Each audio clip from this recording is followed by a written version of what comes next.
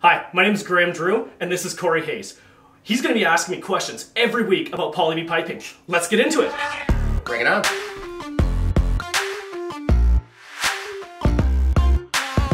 Hi, I'm Graham Drew, expert plumber with Urban Piping. Today's question is, can a hot water tank freeze? Now, as a plumber, I just never think about this question, but you know, it makes sense.